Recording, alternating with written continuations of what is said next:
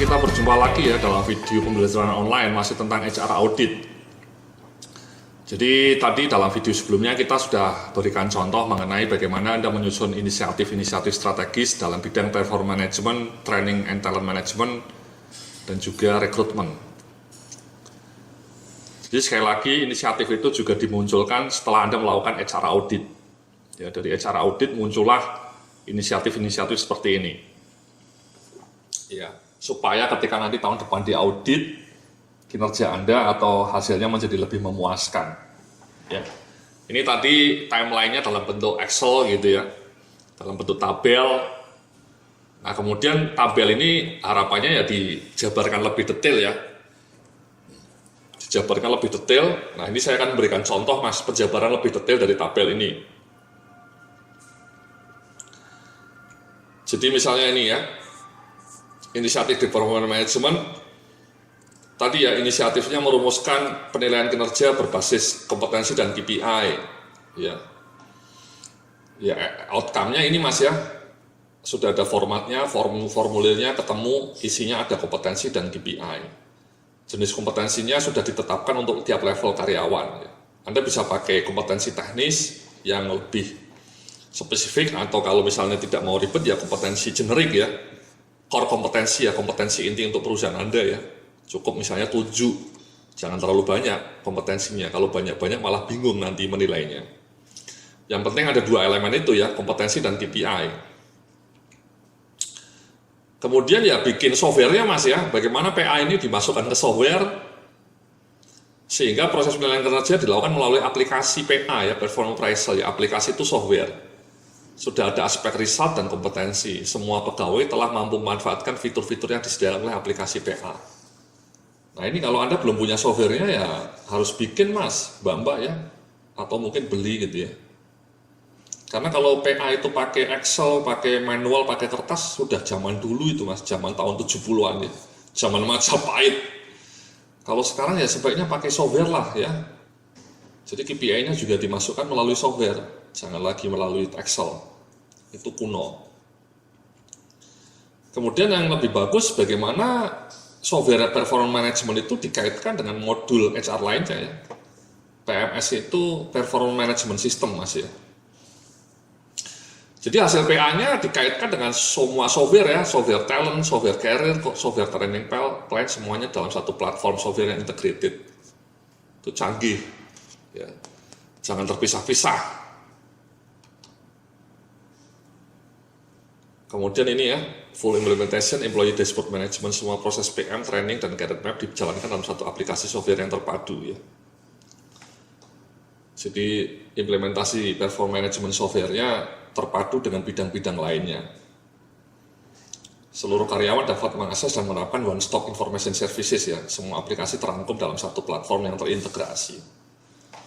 Ini namanya digital life ya. Jangan Anda sudah pakai, karyawan-karyawan Anda pakainya smartphone yang mahal-mahal ya, yang keren, yang canggih. Sekarang kan smartphone-nya canggih-canggih Mas ya Mbak ya. iPhone, Samsung, LG, Asus itu kan canggih-canggih. Memorinya besar-besar. Tapi ironisnya Anda pakai smartphone, tapi pengelolaan manajemen SDM-nya itu masih pakai Excel. Masih pakai manual, pakai kertas, itu kan ironi. Yang lebih dahsyat kan kalau bahkan karyawan Anda bisa mengakses performance management sistemnya melalui smartphone-nya Mas. Jadi Anda bikin aplikasi apps gitu ya, bikin aplikasi yang tertanam di smartphone yang bisa di-download di Android atau di iOS. Dan dari download itu karyawan Anda bisa mengakses training information, mengenai career map, mengenai performance management. Bahkan dia bisa mengurus cuti dari smartphone-nya. Itu kan canggih Mas, jangan smartphone-nya dipakai hanya untuk diskusi melalui WhatsApp gitu ya. Melalui BBM, grup-grup BBM, grup WhatsApp. Bukanya hanya itu, kalau nggak Facebook. Nah itu kan disconnect Mas ya. Akan lebih indah kalau Anda bisa bikin aplikasi melalui smartphone Anda itu. Sehingga Anda bisa mengecek dashboard manajemen employee ini melalui smartphone ya, powerful itu. Oke, ya bisa Mas ya. Coba Anda bilang sama IT-nya lah, saya itu kadang-kadang agak menyayangkan ya, banyak perusahaan di Indonesia itu yang mengelola SDM-nya belum pakai software yang canggih gitu ya, belum pakai smartphone. Nah yang berikutnya Anda melakukan sosialisasi ya, performance management guideline ya, pakai CD ya, bahkan kalau perlu pakai apps juga ini. Anda menjelaskan mengenai KPI itu apa, manajemen kinerja itu apa, bagaimana cara mengisi performance appraisal itu, jangan pakai SOP itu, SOP teks itu yang membosankan gitu ya. Kenapa Anda nggak bikinnya itu pakai apps gitu ya? Jadi Anda tinggal bilang sama karyawan download apps-nya di App Store, di Android Store, Google Store. Di situ kemudian karyawan-karyawan Anda bisa dengan mudah mencari informasi apa itu KPI saya seperti apa, cara menghitungnya seperti apa. Jangan cuma main game karyawan Anda ya, di smartphone-nya cuma main game. Bayangkan kalau Anda punya apps untuk menjelaskan performance management melalui aplikasi ya. Itu namanya digital life. Dan itu harusnya bisa. Ya ini ya, pakai campaign ya inilah pakai sesi workshop ya, bikin mengkampanyekan good performance management practices yang memastikan bahwa seluruh pegawai memahami siklus performance management yang benar gitu ya.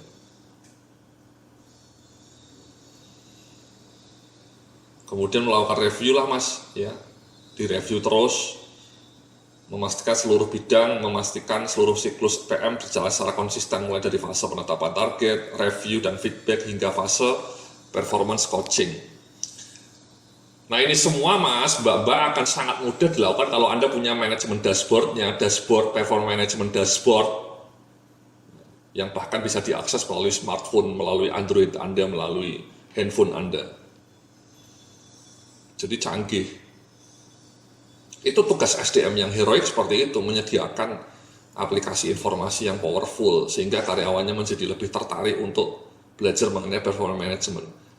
Kadang-kadang orang SDM-nya menyalahkan karyawannya tidak aware, atasannya tidak aware, yang ngisi performance appraisal-nya males-malesan, hanya formalitas. Itu karena orang SDM-nya tidak kreatif. Ya, orang-orang SDM hanya menyalahkan pihak lain. Karena Anda tidak kreatif menciptakan tools yang powerful supaya karyawan itu mudah mengisi performance appraisal-nya. Nah, salah satu tools yang powerful itu ya itu tadi, Anda bikin dashboard, bikin apps, bahkan kalau perlu bisa ngisi performance appraisal dari smartphone-nya. Anda sudah lakukan itu belum? Ya. Belum Pak Yodi ya, saya nggak sanggup, IT saya nggak sanggup, ya sudah. Berarti kapabilitas Anda kurang maknyus, kreativitasnya kurang cetar membahana. Itu ya tadi untuk performance management ya. Untuk career and talent management ini ya, di bagian berikutnya saya ngasih contoh juga. Bagian ini nanti filenya bisa Anda download ya, contoh-contoh ini ya.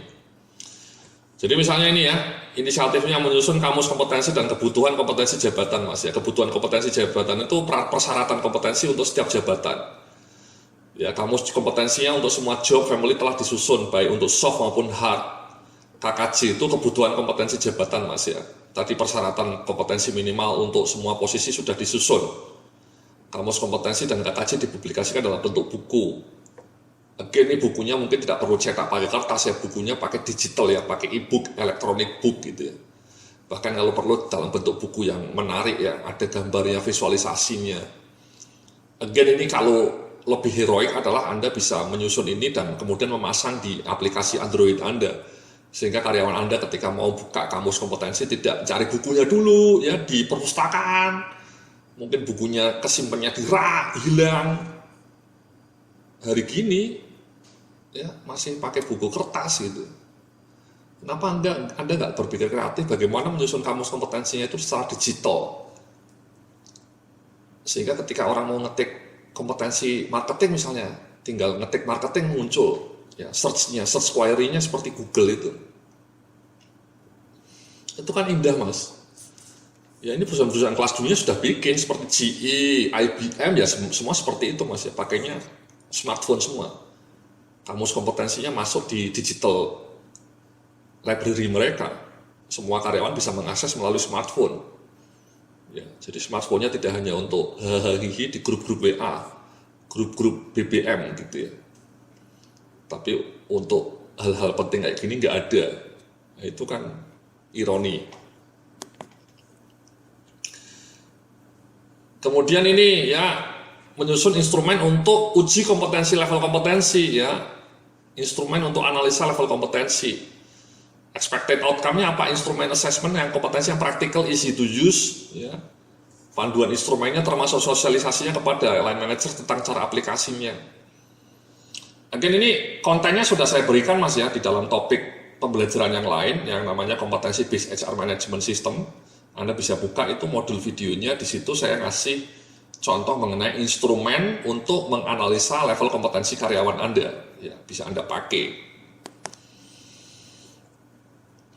Sama Mas, ini kalau Anda sudah punya kontennya, kalau bisa kontennya itu dimasukkan dalam aplikasi ya, sehingga atasannya ini karyawannya ketika mau belajar mengenai cara aplikasi instrumen kompetensi tidak pakai buku, tidak pakai kertas, tapi hanya dengan smartphone-nya dibuka dia bisa langsung tahu.